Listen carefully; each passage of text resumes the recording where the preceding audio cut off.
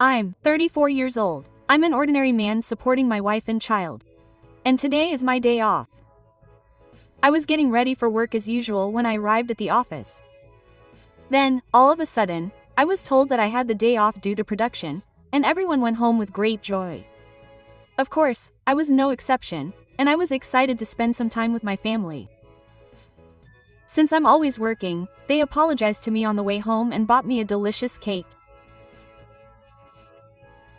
I expected the two of them to greet me happily when I got home after the deadline, but my wife Miharu gave me a cold look.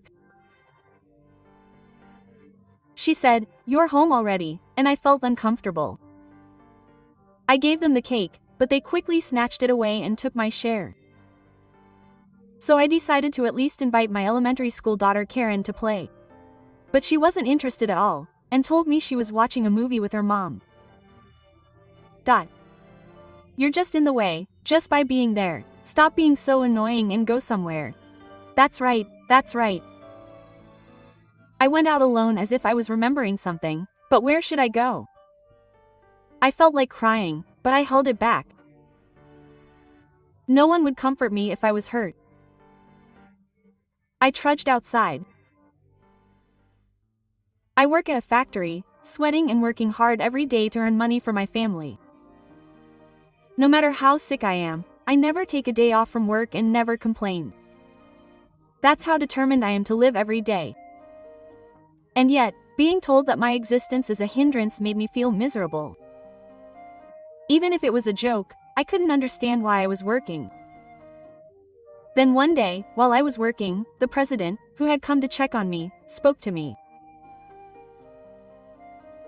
In fact, this president is not only my employer but also Miharu's father.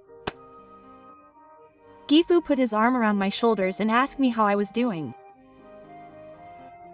I gave him a non-committal answer, but it seemed he didn't like it.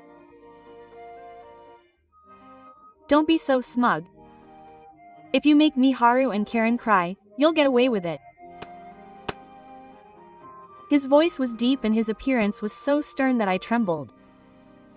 Gifu, who had put his foot down, went home satisfied, but my heart was still pounding. I don't mean to do that, but I wonder what would happen if I did something to my family. No way, just imagining it is terrifying. I decided to go back to wiping the calendar. But the truth is, I'm the one who's about to cry. When we first got married, we were a happy couple. I think we talk more than we do now. We went on dates often, and I hardly remember being treated like a wicked dog. After Karen was born, our home became even more loving, and I was very happy. But I wonder how it is now. Far from being happy when I come home, they're actually a nuisance. They don't even show up for dinner, and lately they've only been eating convenience store bento boxes. This has been especially noticeable in the last 3 years or so, when they've been blatantly cold to Miharu and Karen. It's normal for them to ignore me on holidays. Even if I talk to them, they just brush me off and treat me like a nuisance. At one point, I was so worried that I even bought a book that advertised how to communicate with your family. Even so, when Miharu told me that he wanted me to send him to extracurricular activities, I complied. I didn't complain at all when he started giving me a monthly allowance of 20,000 yen. I truly believe that as long as they are happy and smiling, that is all that matters. That is why I never refuse to work overtime, and I don't mind working on holidays. I have been working hard to be a discretionary husband and father for the sake of my family. That is why I know that things can't continue like this. I had been planning something for a while. It was to go on a trip with my family of 3 for the first time in a while. In fact, I had been saving up money by cutting back on my allowance for years. I gathered up the courage to go to Gifu all at once during Karen's summer vacation. All that was left was to get their approval, but first, Miharu. And so the day finally arrived when I had to tell Miharu about my travel plans. I was nervous, but I showed him the plan I had written down on paper. It was quite extravagant, and I thought he would definitely approve. However, my hopes were quickly shattered. Miharu sighed in annoyance, curled her hair, and threw it away. Then she told me not to decide everything on my own.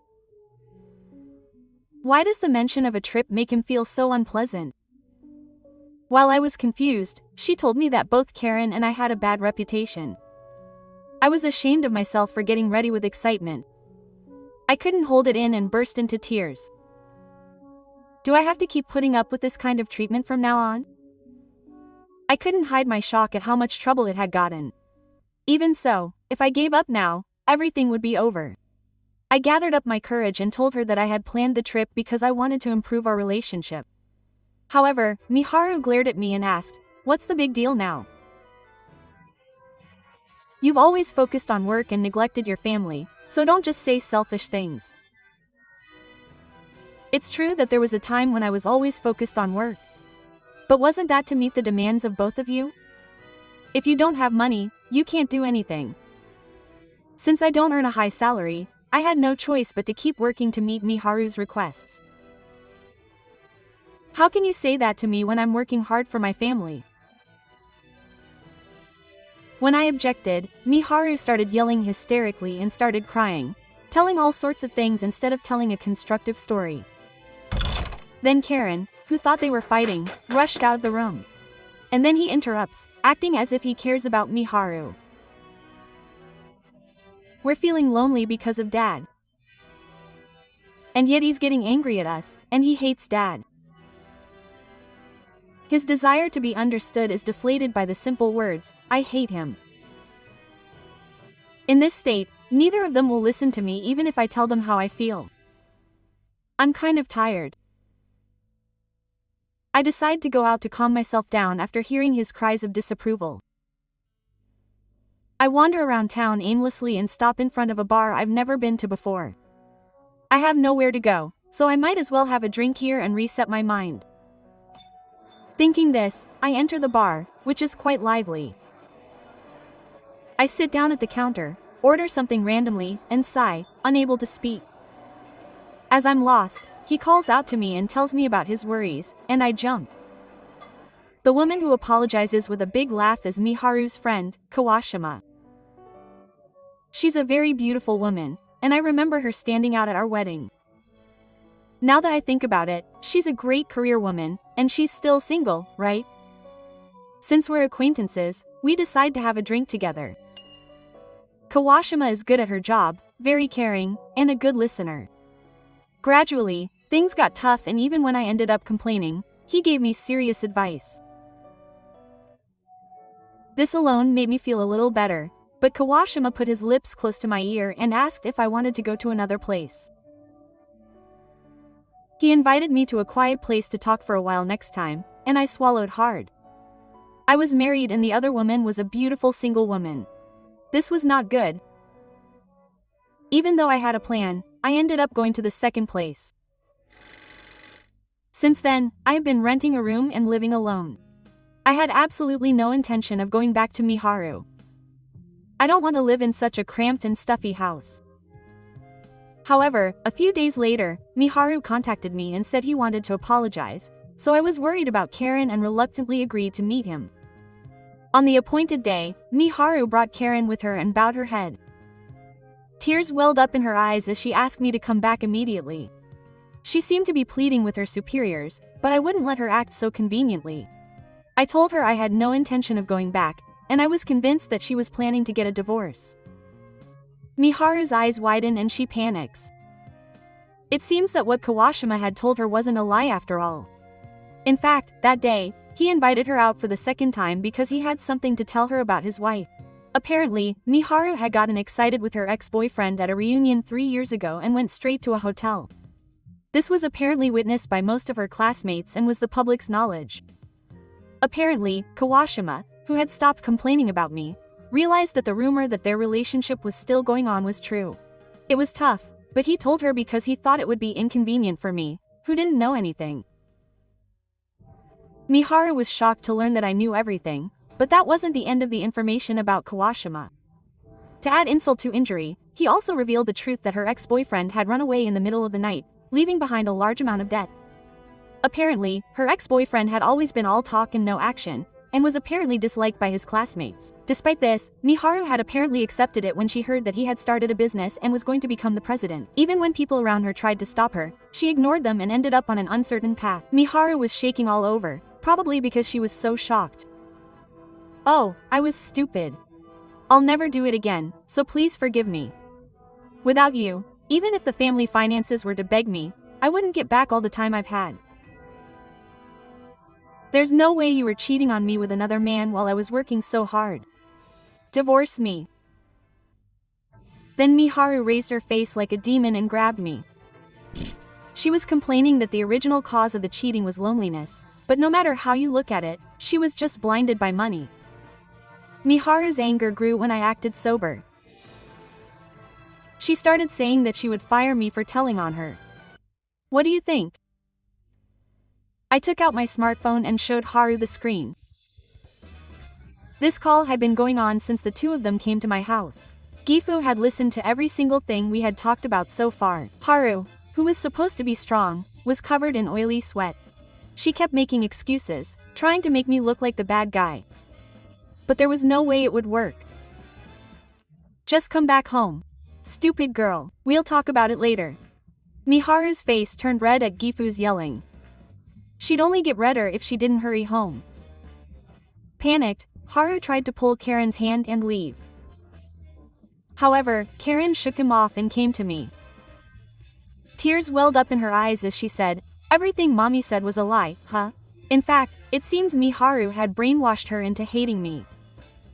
It seems she had been told off so much that her father valued work more than family and thought she would be better off without a daughter. That's why she had been so desperate to make Miharu hate her beloved father. I had no idea she had such conflicts." Realizing that she had been deceived, Karen blurted out the necessary words and pointed a different yardstick at Miharu. "I hate Mommy, I don't even want to see her face." Quote. Hearing those words, Miharu pulled back the hand she had been reaching out for and trudged away. Although it wasn't originally planned, I'm on a trip with Karen. Since there are fewer people, we're enjoying the extra course. As for Miharu, she's currently on house arrest at her parents' house. Apparently, Gifu has been forced to work part-time at a factory from morning to night, and has been told to save her salary as compensation for my future alimony. Incidentally, Gifu has sharpened her resolve to make the cheating man take responsibility.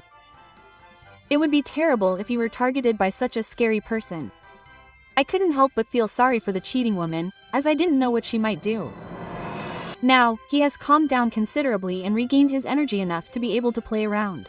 When he was with Miharu, he always had a sullen face, but now he's almost always smiling. When he told me that I could finally play with my beloved father a lot, I couldn't help but be so smitten. Incidentally, Karen is aware of the divorce.